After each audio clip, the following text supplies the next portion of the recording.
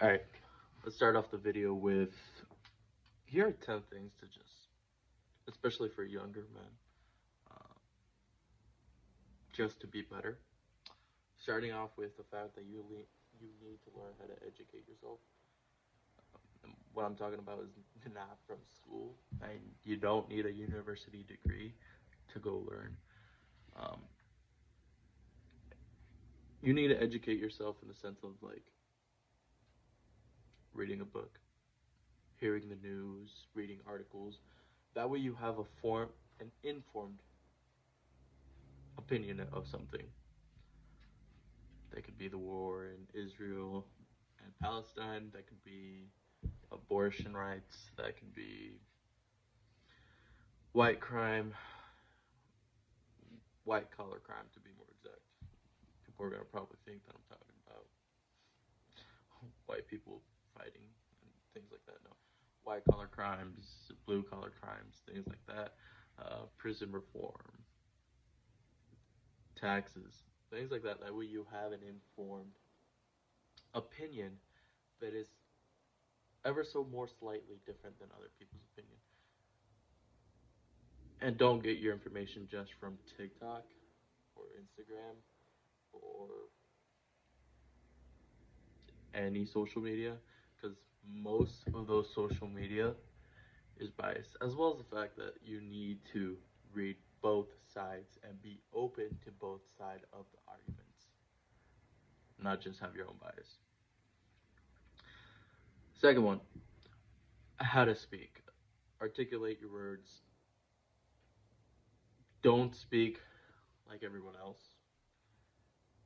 And what I mean by that is cussing, using trendy terms, things like that. Learning to speak different from other people, to be different, it, it helps you. It puts you in a different crowd. And I'm not saying dismiss your friends. I'm saying if you want to be different, if you want to go against the grain, learn to speak differently. Number three,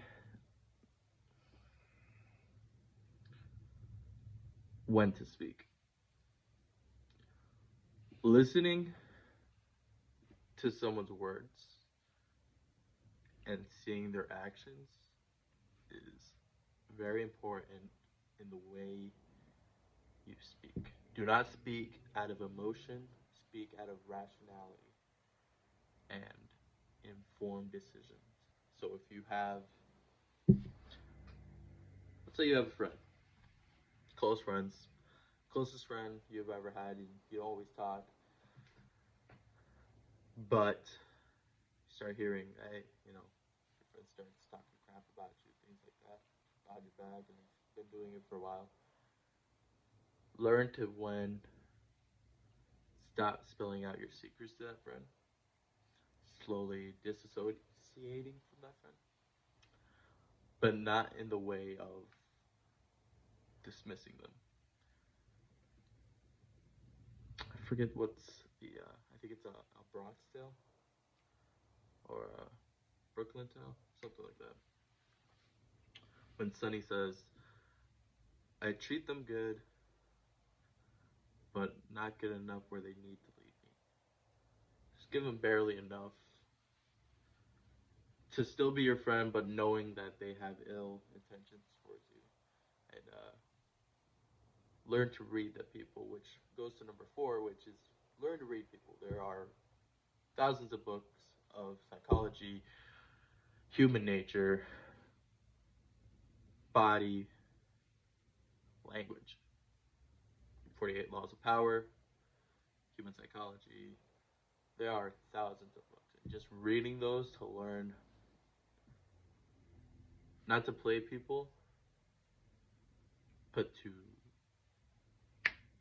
what would be the correct word? Make them feel comfortable around you. Yeah. Number five is hygiene. And I think people, especially younger guys, dismiss that a lot. You stink. Let's be honest about that. You stink. Take a shower. And I'm not just talking just a shower. Put some deodorant on. Put some cologne on. Very good cologne. And groom. You gotta shave. You have to get a haircut. You have to learn how to get rid of that acne. Trim your eyebrows. Trim your nose hairs. Your clean, file your fingernails. Things like that matter in the higher level of life.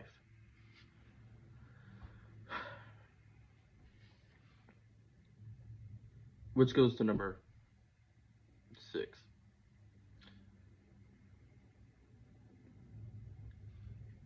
Physically healthy is a very, very important thing. That's why you see 56-year-olds and sometimes even 70-year-old billionaires, millionaires die, and you see how they were living. They were fat. They didn't take care of themselves. They didn't watch what they ate. So they ended up dying because of a heart attack, blood clot, obesity, blood pressure, diabetes, things like that. If you want to see your success in the future, start with the physical part and learn to grow from there. I want to say this is 8 or 7. This is 7. Excuse me. Love, not lust.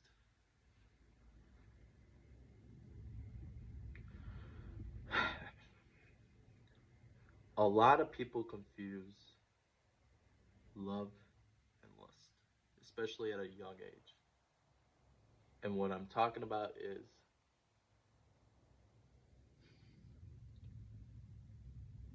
physical relationships is not the same as a human connection, a human relationship. If you can't see them in your future, but the sex is good, cut them out. It's not worth your time and energy to keep them around just because of their physical attributes. That's just simple. That's simple math right there. That's human math right there. If you want to move ahead in life, you gotta get rid of that lust in your. It's just, it's not worth your time.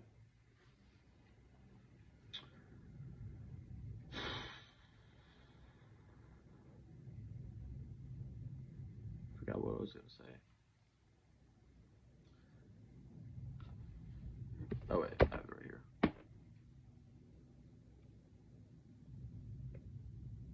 here. I forgot. Oh, I remember. How to project confidence. So that's number 9. That's number 9. All right. How to project confidence. What I'm talking about is, oh, this isn't the key of confidence. To being confident, you slowly get there, but walking, talking, using hand movements, pausing, doing things like that, and taking your time to articulate your words,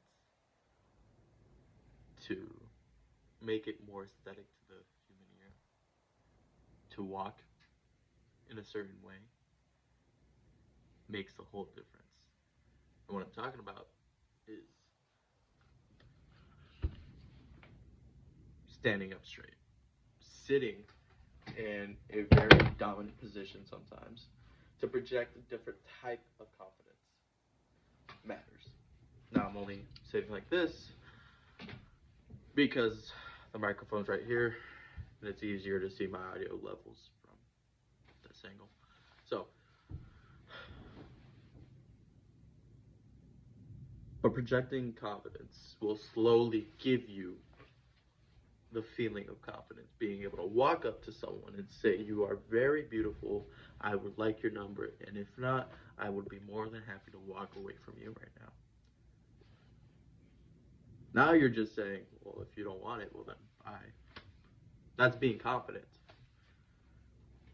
but that's going to be a whole different thing in the future. But projecting it is different. Walking, talking, those are subtle changes you have to do with the part of learning how to read people. Because sooner or later you're going to read yourself and say, okay, I got to change these things just to project confidence, and that's the ambulance or fire truck, one of the two. But learning to speak and slow down and take your time with your words, and just naturally letting it flow makes the difference. Learning how to sit, how to style your clothing, which is another thing with the hygiene physical part of that. You got to learn how to dress for success. And I'm not talking suit, tie, and everything. There, your success is all based on what you make it. But if you're gonna walk into a meeting with joggers and a t-shirt, expect that meeting to go their way, not yours, because all they're gonna see is some child trying to make a name for himself without realizing that the little things matter. Like I said, little things matter.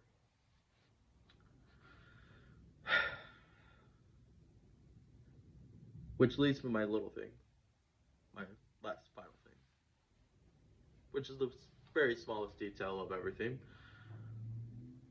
but it makes a whole different. And I'm probably going to do part two for 10 other things as well. Probably.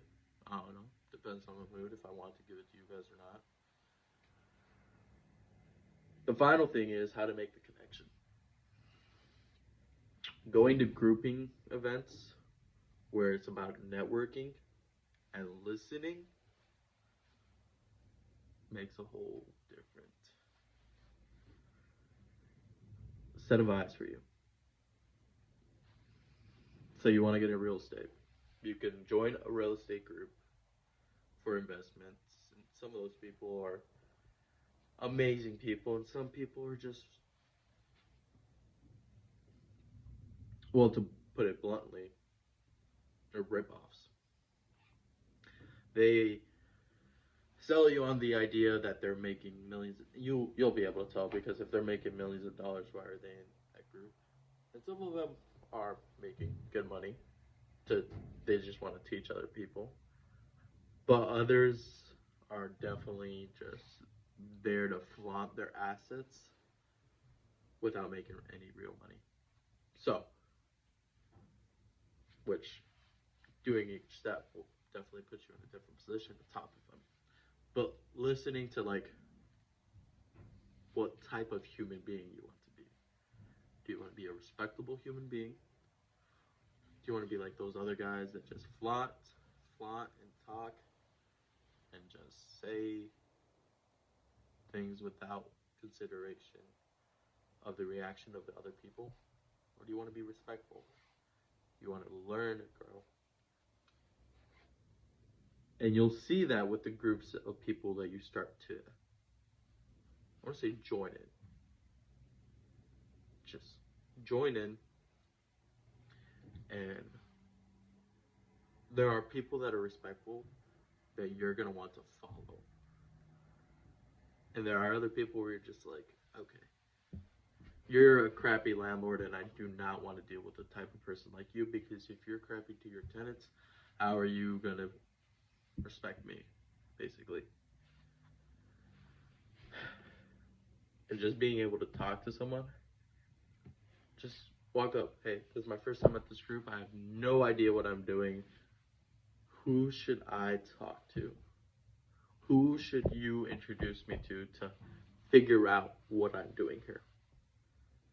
They all gravitate to the same person. Everybody likes this guy. He's successful. He's charming. He's everything that most people want to be. They'll introduce you to that guy and be like, "Hey, man, my first time here. I have no idea what I'm doing. What should I do? Who should I talk to learn, basically?" And that's the first encounter. The second encounter will be like, "Hey, man, I've heard a lot of amazing things from this person. They said you're the guy to talk to, or you're the girl to talk to. Well, woman or man. What should I do to start off?" And the conversation just takes off from there.